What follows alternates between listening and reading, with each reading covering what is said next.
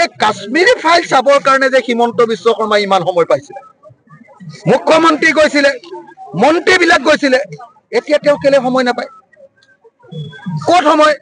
যি সময়ত আমি গোটেই অসমীয়া মানুহে চিনেমা চাবৰ কাৰণে ৰৈ আছো, তেওঁ গৈ কেলে হেৰি ফিকা কাটি আছেগে, কি কয় মহিলাবিলাকক কেলে তেওঁ পইচা বিলাই আছেগে 10,000 অ তেওঁ ভোটৰ ৰাজনীতি কৰি আছে, আমি গোটেই অসমীয়া মানুহে জুবিনদাৰ চিনেমা চাই আছো।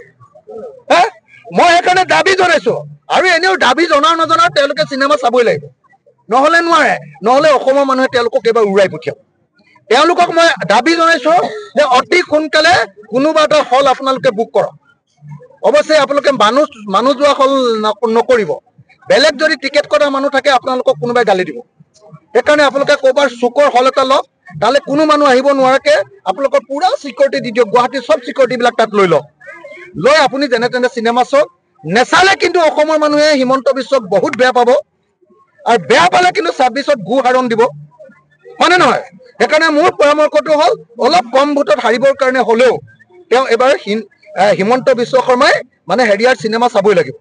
কাশ্মীৰী ফাইলছৰ কাৰণে অসমক অৰ্ধচুটি দিছিলে নে নাই? এতিয়া সেইকাৰণে আমাৰ জুবিনদাৰ চিনেমা চাবৰ কাৰণে তেওঁ অৰ্ধচুটি নহয়, এদিন ছুটি দিব লাগে। সব স্কুল, সব কলেজ, সব অফিচত পৰ্দা লগাই দিব লাগে, পৰ্দা লগোৱা খৰচটো চৰকাৰে বহন কৰিব লাগে।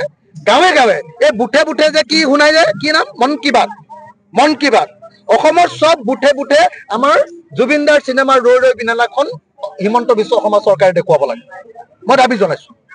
হয়নে নহয় কওক? দেখুৱাব লাগে নে নাই কওক? তেওঁলোকৰ মন কি বাত চাই থাকিম, তেওঁলোকে হেৰি নকৰে। সেইকাৰণে মই হিমন্ত বিশ্ব শৰ্মাক প্ৰত্যাহ্বান জনাইছো যে তেওঁলোকে চিনেমা চাবলৈ, জুবিনদাৰ চিনেমা চাবলৈ আহক। এই কাশ্মীৰী ফাইল চাবৰ কাৰণে যে হিমন্ত বিশ্ব শৰ্মাই ইমান সময় পাইছিলে, মুখ্যমন্ত্ৰী গৈছিলে, মন্ত্ৰীবিলাক গৈছিলে, এতিয়া তেওঁ কেলে সময় নাপায়? ক'ত সময়? যি সময়ত আমি গোটেই অসমীয়া মানুহে চিনেমা চাবৰ কাৰণে ৰৈ আছো, তেওঁ গৈ কেলে হেৰি ফিকা কাটি আছেগে, কি কয় মহিলাবিলাকক কেলে তেওঁ পইচা বিলাই আছেগে 10,000 অ তেওঁ ভোটৰ ৰাজনীতি কৰি আছে, আমি গোটেই অসমীয়া মানুহে জুবিনদাৰ চিনেমা চাই আছো।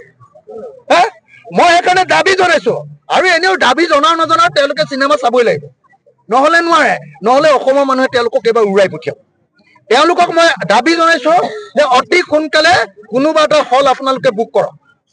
অৱশ্যে আপোনালোকে মানুহ যোৱা হল নকৰিব, বেলেগ যদি টিকেট কটা মানুহ থাকে আপোনালোকক কোনোবাই গালি দিব।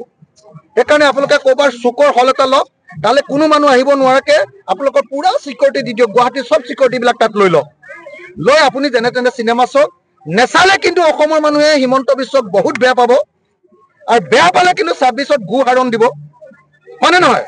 সেইকাৰণে মোৰ পৰামৰ্শটো হ'ল অলপ কম ভোটত হাৰিবৰ কাৰণে হলেও তেওঁ এবাৰ হিমন্ত বিশ্ব শৰ্মাই মানে হেৰিয়াৰ চিনেমা চাবই লাগিব। কাশ্মীৰী ফাইলছৰ কাৰণে অসমক অৰ্ধচুটি দিছিলে নে নাই?